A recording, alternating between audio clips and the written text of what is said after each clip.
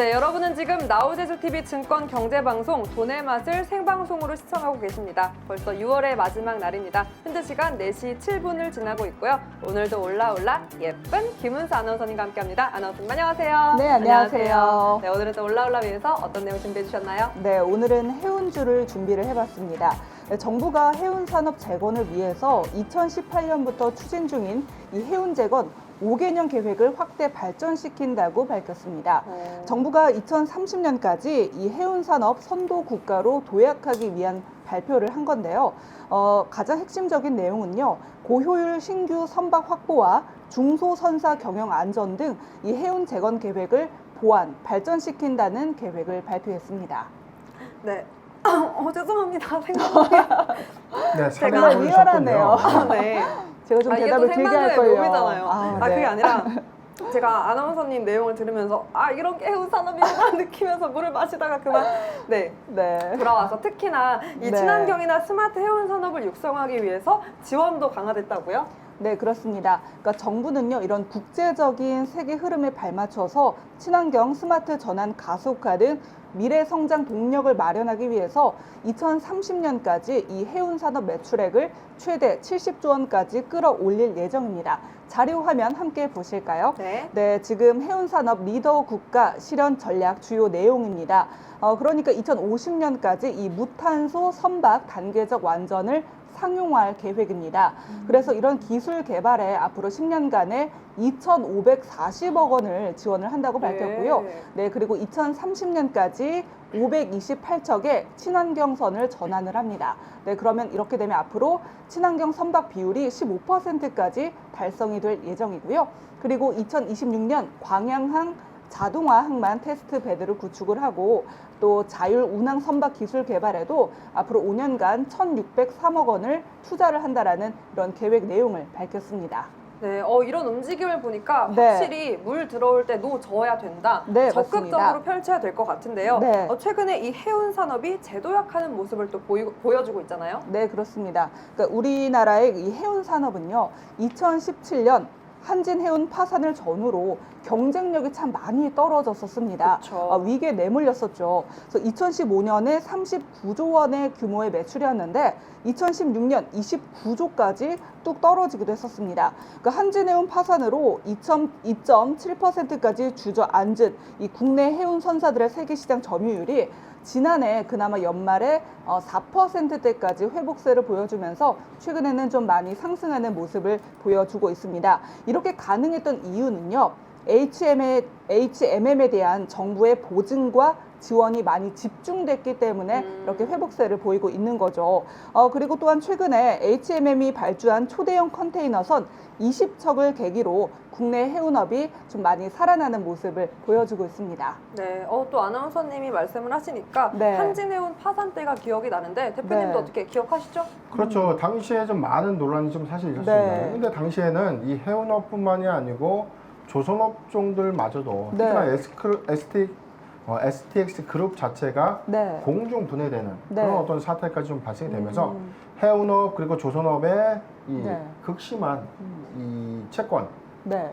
이 채무금을 좀 이 채권을 상환하지 못하는 이 막대한 이 재정난에 허덕이면서 이 우리나라 이 1위의 해운사인 한진해운이 역사 속으로 좀 사라졌는데 네. 당시에도 한진해운을 이 살릴 것인가라는 이 공적 자금을 좀 투입해야 된다는 의견과 네. 아니다, 지금 너무 과잉 시장이다. 그리고 지금 해운업 자체가 그리고 조선업의 어떤 이 배까지 네. 배가 너무나 많이 풀린 거예요. 운임이 너무 말도 안 되는 단가까지 떨어지다 보니까 자, 이게 과잉 경쟁 속에서 오히려 이런 부분을 좀 기회로 해서 네. 오히려 이 해운사들의 어떤 구조를 좀 더 정리해야 되는 것 아니냐. 아. 자, 그런 의견들이 나왔는데 지금의 어떤 이런 동향들을 좀 보면 네. 한진해운이 너무나 안타깝다는 거죠. 네. 만약에 한진해운이 현재까지 좀 잘 버텨줬다면 네. 그렇죠. 충분하게 기사 회생했으면 물론이고 우리나라가 이 해운사로서의 어떤 이 전 세계적인 어떤 입지를 가져가는데 한진해운의 어떤 역할이 좀 컸거든요. 전 세계 5위 안에 이제 들었던 이 해운사였기 때문에 참 이런 부분이 안타깝네요. 지금 HMM이 차지하고는 있었지만 네. 과거에 이 한진해운만큼의 어떤 영향력이 아직까지는 좀 미비하지 않겠느냐. 라는 그런 의견들도 좀 분분한 상황이었습니다. 그러니까 한진해운이 어쨌든 경영 부실로 인해서 파산을 하게 됐고 이거를 현대상선이 일부 흡수를 해서 현재 HMM이 탄생이 된 거네요. 그렇죠. 한진해운 이 파산 이후에 관련된 사업 부분들이 각각의 어떤 조선기재재 사업 부분 또는 해운사로부터 일부분에 대한 어떤 양도, 사업 부분의 양도가 좀 있었고요. 자, 보유하고 있던 어떤 임차 선박들은 모두 종료 처리가 되면서 이제 끝이 났는데 이후에 어떤 이 해체되기까지의 과정이 너무 빠르게 좀 진행이 되면서 좀 아쉬움이 좀 많이 남았던 그런 상황이었습니다. 네, 또 돌아와서 보면 이 해운업이 호황기를 맞이하는 데는 이 최근 해상 운임이 계속해서 상승세를 보이는 것도 영향이 있었죠? 네, 맞습니다. 그러니까 최근에 코로나 회복세를 보이면서 이 보복 소비가 증가하고 있죠. 여기에 하반기 컨테이너 수요까지 급증이 예상이 되고 있습니다. 그러니까 경제활동 재개로 인한 수요 급증, 그리고 그동안의 운송이 지연이 됐었죠. 또 컨테이너선 이 부족 상태에 따라 항만 정체 현상까지 심해지면서 이 해상 운임비가 연일 고공행진을 보여주고 있습니다. 또한 최근에는 원자재 가격이 상승하면서 이 중국의 생산자 물가가 불붙은 상황에서 해상 운임비가요 최근에 4배나 늘었다고 합니다. 근데 이로 인해서 참 중소기업들이 많이 힘들다고 해요. 그러니까 10곳 중에 7곳은 이 해운 운임 급등과 선봉난으로 물류 애로를 겪는 것으로 나타났습니다. 두 번째 자료 화면 보면서 좀 얘기해 보도록 할게요. 네, 중소기업의 주요 물류 애로 사항입니다. 저희가 해운에 대해서만 좀 다루고 있지만 보면은 1위가 해운 운임 상승이 가장 힘든 게 알 수가 있죠. 두 번째로는 항공 운임. 그러니까 중소기업 같은 경우는 해운 운임비가 상승함에 따라 이것도 너무 막기가 역부족이고 운영난을 겪고 있는데 여기에 항공 운임까지 상승을 두 번째 이유로 인해서 물류 애로사항을 보여주고 있고요. 세 번째는 이 선봉량 부족에 따른 적재 공간 확보가 어렵다. 그리고 네 번째는 컨테이너 부족, 다섯 번째는 항공편 부족. 네, 그러니까 이런 해운뿐만 아니라 항공까지 맞물려서 이 코로나19로 인해서 참 많이 힘든 모습을 보여주고 있어요. 네. 어떻게 보면 이 선박 한 척이라도 더 확보해서 이 중소기업들의 수출을 도와줘야 할 때가 아닌가 싶은데요. 그런데 이런 가운데 이 공정거래위원회가 해운업계에 초대형 과징금을 부과했다고 합니다. 바로 담합행위를 확인했다고 하죠. 네, 맞습니다. 공정거래위원회가요, 이 해운업계 대규모 과징금을 예고 조치를 했습니다. 그러니까 최근 공정거래위원회는요, 이 국내외 해운사의 동남아 항로에 운임비가 담합이 있었다면서 지난 15년간의 이런 매출액의 8%에서 10%를 과징금을 부과하겠다라고 밝혔습니다. 이 과징금 대상이요, HMM, SM상선, 흥하해운, 장금상선, 고려해운 등 국내 컨테이너 선사와 외국 선사를 포함해서 23곳이라고 합니다. 근데요, 이곳에 부과되는 과징금이 어마어마해요. 5천억 원 규모라고 합니다. 네, 굉장히 크죠. 또 여기에 추가로 공정위는 또 이제 과징금을 부과하겠다라고 했는데요. 어떤 곳이냐면 역시 HMM, SM 상선이 포함이 되고요. 이 국내 컨테이너 선사 12곳에 또 운임 담합을 협의를 조사 중이라고 합니다. 근데 여기에도 이제 과징금을 부과하게 되면은 1조 원이 넘을 거다라는 전망이 나오고 있어요. 그래서 이제 해운업계에서는 아니 이렇게 과징금이 힘들어 죽겠는데 그러니까 그동안의 10년간의 이렇게 경기 불황으로 너무나 힘들었는데 과징금이 지금 1조 가까이 육박하는 금액을 내야 되다 보니까 이 선박을 팔아야 되는 게 아니냐. 네. 그러네요. 그런 원망의 목소리도 좀 많이 나오고 있어요. 그런데 문제는 이런 모습이 이 정부 부처들끼리도 엇박자가 나고 있다는 점인데 해양수산부는 또 이 과징금 부과에 반대하고 있다고요? 네, 그렇습니다. 그러니까 이제 공정위가 이 해운업계에 대해서 운임비 담합에 대해서 좀 조사를 하면서 하고 있는데 이 아무래도 해운업계에서는 반박을 하고 있는 거죠. 아니다, 우리는 해운법에 따른 정당한 활동을 했을 뿐 담합을 한 게 아니다. 그러니까 실제로 좀 주장하는 바에서는 이 해운법 29조를 좀 얘기를 하더라고요. 그러니까 해운사는 운임, 선박 배치, 화물의 적재, 그 밖에 운송 조건에 대한 이런 계약을 좀 공동행위를 할 수 있다고 규정을 하고 있습니다. 그러니까 공동행위라는 게 가격을 함께 담합을 어떻게 보면은 해도 좀 문제가 없는 부분이 아니냐, 이 해운법 29조에 따르면. 그래서 우리는 그렇게 행동을 한 건데 갑자기 지난 15년간의 매출액의 그만큼을 그쵸. 토해내라고 하니까 너무나 당황스러운 거예요, 업계에서는. 네, 그래서 지금 계속 반대를 하고 있고요. 그리고 또 지금 좀 기사 회생하는 분위기 속에서 왜 그러니까요. 찬물을 끼얹냐. 우리는 그동안 적자 때문에 충분히 오랜 기간 너무 고통스럽고 힘들었다. 근데 갑자기 이렇게 과징금을 과징금까지. 부과하는 게 좀 말이 많고요. 또 뭐 실제로 정부에서도 좀 이거에 대한 의견이 엇갈리고 있다고 해요. 네. 그래서 또 해양수산부와 또 공정위 또 입장이 엇갈리는 부분도 많고요. 그리고 좀 시간이 좀 여유가 있어서 조금 더 추가로 좀 설명을 해드리면 공정위에서는 그러니까 이 해운 운임비를 담합을 한 거에 대해서 또 어떤 부분을 좀 어떤 부분을 좀 제시를 하고 있냐면 화주단체와 사전에 서면으로 너네가 협의를 했냐 하지 않았다. 그리고 이 공동행위 내용을 해양수산부 장관에 신고를 해야 되는데 그러지 않았다. 네. 그리고 마지막으로는 이 공동행위로부터 탈퇴를 제한하지 않는 등 이런 요건을 너네가 충족하지 못했기 때문에 과징금을 부과를 해야 된다. 이렇게 또 맞서고 있어요. 네, 그래서 지금 이 해운업계와 공정위가 아주 팽팽하게 입장을 좀 주고받으면서 서로 물러서지 않는 한치 양보 없는 그런 싸움을 좀 이어가고 있습니다. 그러네요. 또 네. 이유가 명확한 만큼 네. 의견이 팽배할 것 같은데 네. 그래도 또 오랜만에 해운업이 호황기를 맞이한 만큼 네. 그래도 좀 좋은 결과가 있었으면 좋겠습니다. 네. 그래도 대표님 앞으로 이 해운업의 호황기 당분간은 어떻게 지속될 거로 보시나요? 그렇죠. 지금 일단 업황은 회복이 됐고 이번 반기 실적이 좀 관건인데 반기 네. 실적에도 사상 최대의 어떤 영업이익 부분 좀 개선되지 않을까. 이미 1분기에서 좀 예측됐던 좋은 시그널들이 좀 나오고 있다는 거죠. 그런데 네. 속단하기는 좀 이르다.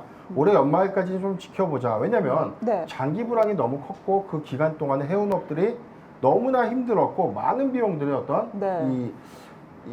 정부의 이 회생 자금들이 좀 투입되면서 네. 어려움을 좀 극복하는 그런 단계까지 왔지만 네. 아직까지 그 부분을 모두 네. 해지하기에는 좀 시간적인 여유가 더 필요하지 않을까라는 좀 의견들이 팽배합니다. 네. 제가 좀 준비했는데요. 네. 자, 우리가 해운조 좀 잘 알기 위해서 뭐 벌크선 뭐 등등 배 이름 많이 들어봤죠. 네네네. 그런데 어떤 건지 좀 잘 모릅니다. 그래서 좀 제가 좀 기초적인 어떤 영수콜 한번 준비해봤는데 그럼 화면 좀 이 좋아요. 최근 가져보도록 해운조 하겠습니다. 흐름도 한번 살펴볼까요? 네, 좋습니다. 자, 먼저 벌크선입니다.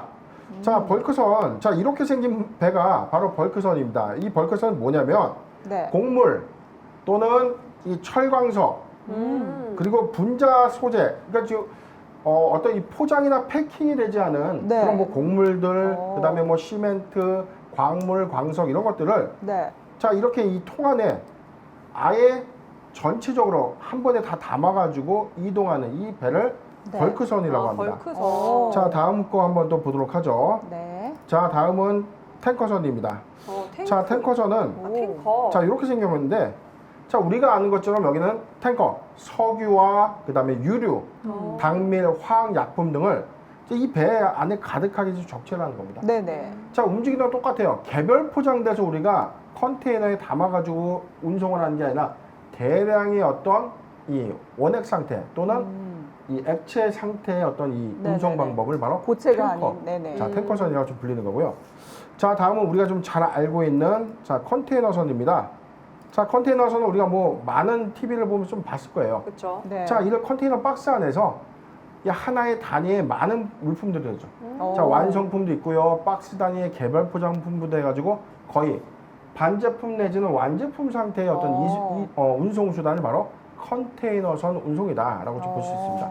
마지막에는 네. 다 자, 비슷비슷하게 생겼는데 배는 사진으로 좀 틀린데 자세히 모양이 좀 보니까 틀려요. 네. 그러니까요. 다르네요. 자, 가스선입니다. 어. 자, 가스, 원유선, 자, 유조선이라고도 불리죠. 아. 과거에는 여기 이 배 위에 볼록볼록 이렇게 튀어나오는 그런 부분들이 있었는데 네네. 요즘은 이런 형태의 어떤 이 유조선 내지는 가스선으로 좀 운반을 되는데 말 그대로 가스와 유조라는 거는 그 가스와 기름이라는 거를 좀 원유를 네. 운반하는데 자, 이게 기타 선박들과의 좀 차이점이 있다면 이게 이 배가 침몰하는 과정에서 네. 이 막대한 이 원유나 가스가 유출이 된다면 이 바다의 해양을 좀 오염시키는 그렇죠. 자, 그런 부분들을 어떤 방지할 수 있는 어떤 특수한 어떤 장치들까지 좀 가미된 그런 선박을 네. 가스선이라고 좀 불리고 있습니다.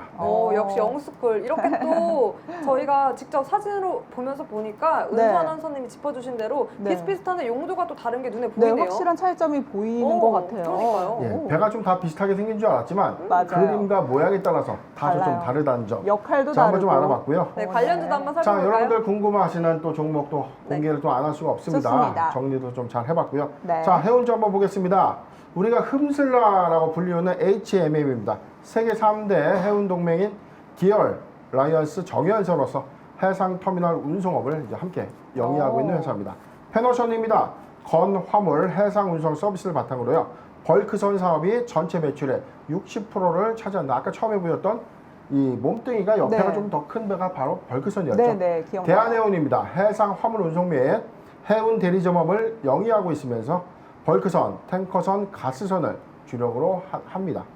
마지막으로 KSS 해운입니다. 석유화학, LPG, 암모니아 등의 특수화물 운송을 주력으로 하며 아시아 굴지의 선단을 보유한다.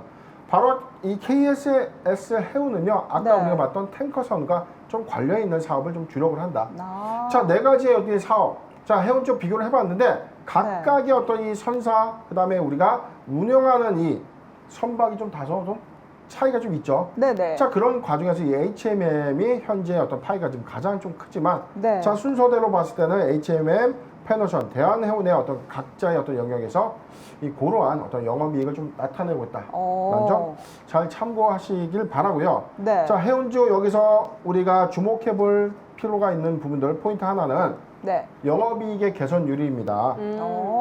HMM은 단기간 영업이익 개선에 따른 어떤 전망치가 나오면서 네. 신고가 좀 갱신을 했지만 네. 상대적으로 좀 덜 반영됐던, 좀 소외됐던 이런 종목들이 8월 반기 보고서의 어떤 실적적 요인으로 반기 시세를 보고서. 한 번 더 낼 수 있다는 점, 이 점을 좀 잘 참고해서 투자 대응 세워 나가시길 네, 바랍니다. 여기서 짧게 네. 질문을 좀 드려볼게요. 근데 HMM 같은 경우는 현재 네. 81만 TEU의 그런 물동량을 이제 규모를 갖고 있는데요. 지금 최근에 사실 이런 글로벌 선사의 경쟁에서 좀 이기려면, 그러니까 글로벌 선사 같은 경우는 적어도 200만 TEU의 몸집을 갖고 있는데 그렇죠. HMM은 81만 네. TEU로 좀 아직 덩치가 좀 작잖아요. 그래서 그렇죠. 이거를 몸집을 키워야 좀 세계 글로벌 선사와 앞으로의 좀 경쟁력을 갖추는 게 아닌가, 이런 얘기도 좀 많이 나오고 있는데요. 좀 어떻게 생각을 하세요, 대표님? 자, 그래서 지금 제가 그 부분이 네. 너무 아쉽다는 겁니다. 맞아요. 한진해운이 있었다면 네. 아. 충분히 경쟁력을 좀 갖출 수 있었는데 그렇죠. 그때 당시 어떤 의사결정이 섭부르지 너무나 않아서. 좀 단호하지 않았나. 음. 그런데 지금 지나고 나니까 이렇게 이야기를 할 수 있었던 상황이었는데 네. 당시 제가 이제 현업에 있을 때는 당시 이제 시장의 상황들은 네. 지금 구조 조정은 좀 필수였다. 아. 자, 청산도 사실은 주채권단 은행의 입장에서는 이 불가피한 어떤 결정이 좀 아니었는가. 자, 그렇기 때문에 기업은 과거에만 어떤 이 연연하는 것이 아니라 미래에 대한 어떤 지표나 이 부분에 대한 어떤 리스크 관리를 충분히 해야 된다는 점을 우리가 좀 교훈으로 좀 잘 네. 삼아야 된다. 과거의 라는 좀 생각을- 실패를 딛고 그렇죠. 그거를 잘 이제 전화위복의 기회로 삼는 게 참 중요하겠네요. 맞습니다. 네. 네, HMM까지 살펴봤는데요. 오늘 해운주에 대해서 살펴봤습니다. 더 자세한 내용 궁금하신 분들께서는요, 하단에 있는 노란 톡으로 연결해 주시면 자세하게 분석 도와드리겠습니다. 네, 저의 돈의 맛은요, 보이지 않는 곳에서 많은 제작진들의 노고와 땀으로 탄생하게 된 코너와 방송입니다. 또 은수 아나운서님과 대표님께서도 새벽까지 그리고 아침까지 이 코너를 준비하느라 늘 공부에 매진하고 계신데요.